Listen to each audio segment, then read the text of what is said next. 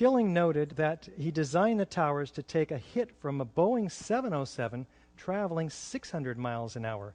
When he was asked if he considered plane crashes, he cites, "Our analysis indicated the biggest problem would be the fact that all the fuel would dump into the building, but the building structure would still be there."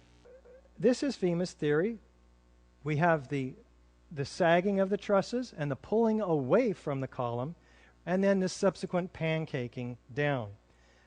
Again, the trusses, one after the other, 6 foot 8 inches, every truss, disengaging from the perimeter wall, which what would have to be, at the rate that these buildings fell, that would have been at the speed of sound, the disengagement from one truss to the next, all the way around the building, and then the next floor and the next floor and the next floor.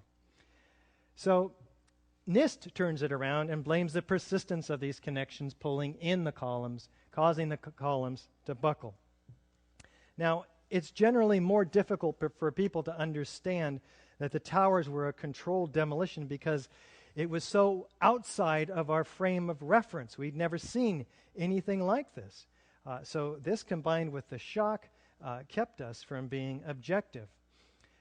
But if you were to plan a fire-induced collapse as a result of airplanes, you'd start the explosions at the point of jet plane impacts. So in World Trade Center 2 and 1, we have all of the key characteristic features of controlled demolitions, but with some of these key differences. We have a beginning of detonation at the point of jet plane impacts, not at the base of the building. In addition, we have not an implosion, but where everything is being exploded outside the footprint. We have squibs, or these mistimed explosions, that occur 20, 40, and even 60 stories down below. And as we already discussed the evidence for thermite in the molten metal and in the dust in the iron-rich microspheres. So let's take a look, starting with the sudden onset. And what is the evidence for this, and how is it produced? Produced by these sounds and flashes from the explosions.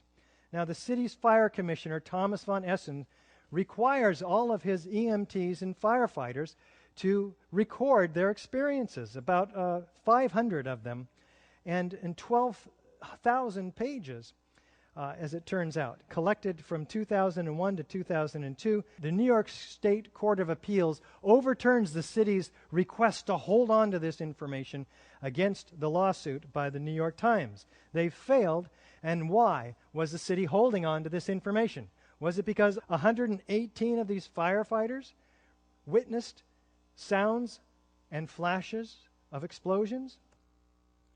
We felt the ground shake. You could see the tower sway, and then it just came down. All of a sudden, the ground just started shaking. It shook my bones. Shortly before the first tower came down, I remember feeling the ground shaking. Somewhere around the middle of the World Trade Center, there was this orange and red flash coming out. Initially, just one flash. Then it just kept popping all the way around the building. The building had started to explode. It's like on television, they blow up these buildings. Seemed like it was going all the way around, like a belt. All these explosions. Pop, pop, pop. That's when I heard the building coming down. Saw a brief number of light sources being emitted from inside the building between floors 10 and 15. I saw low-level flashes. We actually heard the pops. You know, you heard the pops of the building. It was blowing out on all four sides. With each popping sound, it was initially an orange, and then a red flash came out of the building. Then it would just go around the building on both sides. I saw a flash, flash, flash, and then it looked like the building came down. I thought the terrorists planted explosives somewhere in the building. That's how loud it was, a crackling explosive. Well, you can hear that explosive in this video. Yeah, here's one of the guys who can tell you I'm okay, all right? Here, hold on. You want to call your mother or something? Does that sound like a fire or collapsing floors? None of these explosions are a part of the official story. Another loud boom at the upper floors, and then there was a series of smaller explosions which appeared to go completely around the building at the upper floors. Before it came down, I saw low-level flashes. Flash, flash, flash, and then it looked like the building came down. Did you see any flashes? I said, yeah. I thought it was just me. He said, no, I saw them too. What did these guys experience? We started running floor by floor instead of popping out. It was like, it was if they had detonated. They were planned to take down a building. Boom, boom, boom, boom, boom, boom, boom. All the way down. How about the news reporters? What do they say? They tend to tell the truth, as we pointed out earlier, on the first day, and then we don't hear that truth again. What happens to it? Anybody who's ever watched a building being demolished on purpose knows that if you're going to do this, you have to get at the under infrastructure of a building and bring it down. The entire building has just collapsed, as if a demolition team set off. When you see the old demolitions of these old buildings, it folded down on itself, and it is not there anymore. At 10:30, I tried to leave the building, but as soon as I got outside, I heard a second explosion and another rumble and more smoke and more dust. I ran inside the buildings, the chandelier shook, and again, black smoke filled the air. Within another 5 minutes, we were covered again with more silt and more dust. And then a fire marshal came in and said we had to leave because if there was a third explosion, this building might not last. A huge explosion now raining debris on all of us. We better get out of the way. And all of a sudden, it was this big explosion. I don't know if it's just like what you just seen. That's what we went through before we came out of the building. There was another big explosion in the other tower.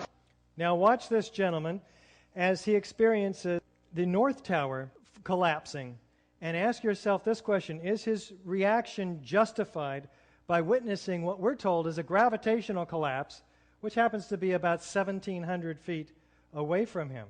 People were just standing around, talking to each other, nodding their heads. Oh my God. Do you know if it was an explosion or if it was a building collapse? To me, it sounded like an explosion. But it was a huge explosion. Chief Albert Turry told me that he was here after the events that took place this morning. He tried to get his men out as quickly as he could, but he said that there was another explosion which took place. And then an hour after, there was another explosion in one of the towers here. So according to his theory, he thinks that there were actually devices that were planted in the building. It just went ba-boom. It was like a bomb went off. Like it was like holy hell coming down them stairs. And then when we finally got to the bottom, they were coming out on the mezzanine level there, and another explosion came right on me because everyone was flying. Like, it sounded like gunfire, you know, bang, bang, bang, bang, bang, and then all of a sudden, 3 big explosions. I was about 5 blocks away when I heard explosions, 3 thuds, and turned around to see the building we just got out of, antenna tip over and fall in on itself. We've heard reports of secondary explosions after the aircraft impacted, whether in fact there wasn't something else at the base of the towers that in fact were the coup de grace to bring them to the ground. As we were getting our gear on and making our way to the stairway, there was a heavy-duty explosion. Again, none of these explosions are a part of the official story. Now, compare these explosions to a known explosion on the left here. Outward arching streamers, pyroclastic volumes of dust, symmetrical display like a mushroom. Does it look like a gravitational collapse to you? How could explosives be placed in the World Trade Center Twin Towers with 50,000 occupants not knowing about it? Well, this is the floor plan. Let's enlarge it and take a close look.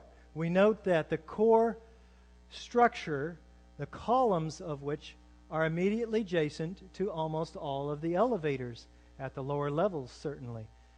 If you had access to the elevator hoistway and you could hack through the 2 layers of 3/4-inch gypsum board protecting the building from a fire rising up through it, you would have access to the core columns and beams and no one would see you. How about an elevator modernization, which we know was going on the 9 months prior to 9/11? Yes, Elevator World, March 2001, documents it. In fact, they were in the middle of this modernization. Ace Elevator had the contract. We're not conspiracy theorists, but it's pretty obvious that somebody needs to be asked some very key questions. There are people who noted that the elevators were locked in turn and that there were guards placed at these locked elevators during the modernization. Of course, you would have to have access to security, Securicom was brought in. Who sits on the board of Securicom? Marvin Bush, the younger brother of George Bush. Let's have somebody ask them some questions. Wireless detonation is common in the industry. You don't need miles of wire, and you can detonate them remotely with great flexibility, in fact.